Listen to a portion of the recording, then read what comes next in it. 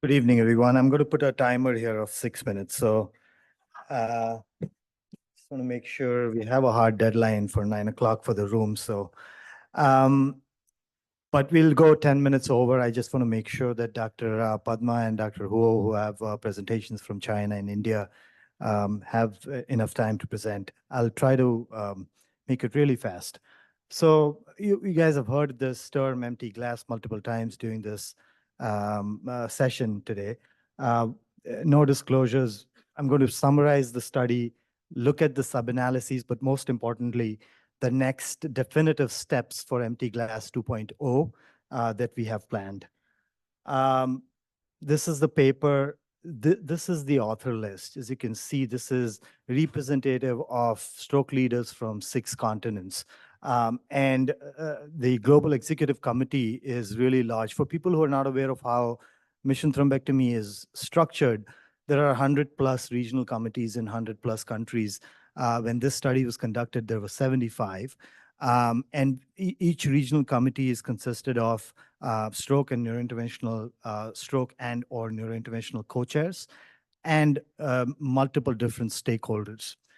So the study was our initial attempt for understanding access to mechanical thrombectomy because there are global studies for therapeutic things, IVTPA, thrombectomy, and so on. But there are very few global comparative studies for systems of care, especially access to mechanical thrombectomy, none. And so the idea was to kind of get a rough understanding of what the current status is in terms of infrastructure, operators, centers, procedures, availability of pre-hospital systems of care, in-hospital systems, and cultural barriers, and so on. So basically looking at what is the current kind of slice of life status of mechanical thrombectomy. And these 3 definitions are important. One is empty access, which is a simple calculation. If there is a country with 450 LVOs and 45 thrombectomies are done, then the access is 10%. 45 divided by 450 multiplied by 100. Center availability is based on the empty center availability is based on the assumption that a center at its optimal efficiency will perform 150 thrombectomies. Okay, so if that same country has only 1 center, then that country's empty center availability is 33%, right? Because 1 by 3 multiplied by 100. 3 is the ideal number. If it was 3, it would be 100%. Ideally, it should be 100%.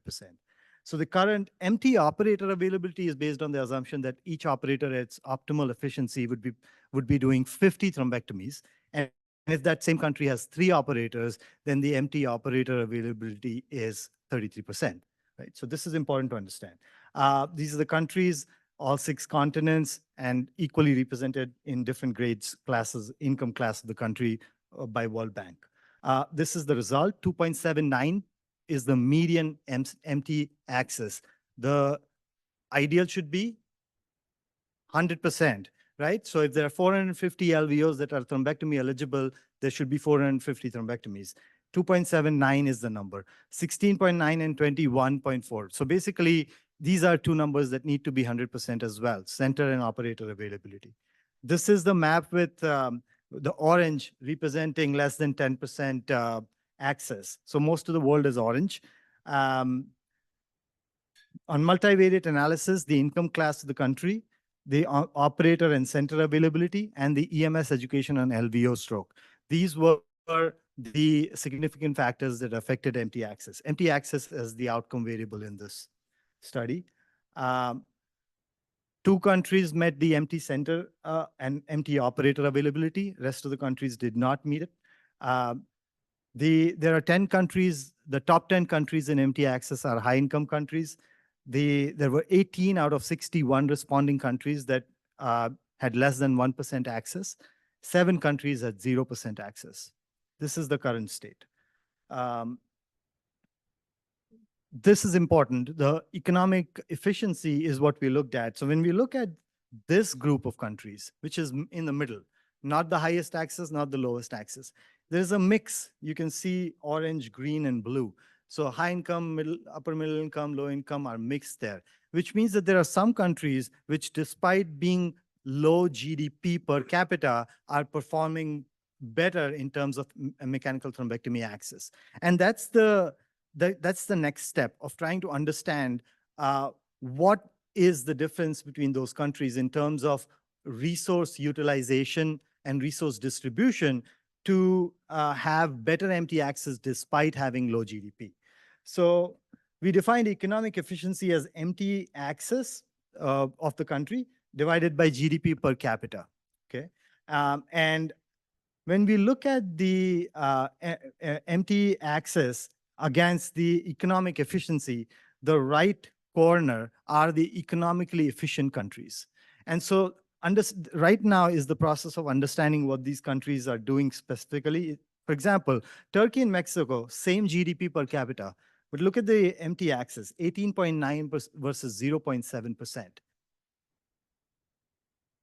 So similarly, when we look at Vietnam and Thailand, same. GDP is actually higher for Thailand, but lower MT access. So studying these in more detail is the next step. Regional sub-analyses, we're looking at Southeast Asia versus the rest of the world, South Asia, Africa. Rurality, this is a poster that we presented this meeting where 5% increase in rurality was associated with 6% lower odds of MT access. Again, there are many confounders. If you look at that right corner, the model 2 has a confidence interval which is very close to 1. The idea here is that rurality alone, independent of GDP per capita, percentage GDP spent on healthcare, pre-hospital systems of care, center and operator availability is an independent factor in MT access. I'm going to spend 30 seconds on what the next steps are. Ongoing systems of care and / access study, which means that we are in the process of creating a system where not just a survey is obtained, because this study was obtained by a detailed survey sent to our regional committees, and I skipped that in the methodology. But what we want to do is not just a survey, but an algorithm of the highest level of evidence available in a country, if not going to the next step, if not going to the next step, and so on, in collaboration with other non-government organizations, registries. We partner with Rescue, we partner with Angels as one of the non-government organizations, and collect data that way, combine that with device and pharmaceutical data, combine that with survey data. So each country will have a certain structure of how data is collected. Where data is available of the highest quality, we use that. We used GBD, the Global Burden of Disease data, for our stroke epidemiology and understanding LVO incidence.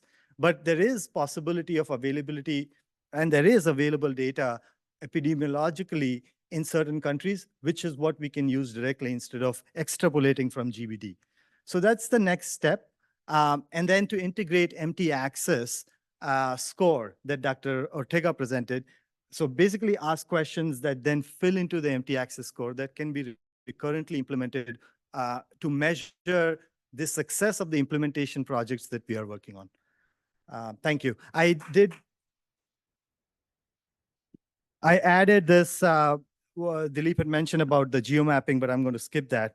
So we can go to the next speaker.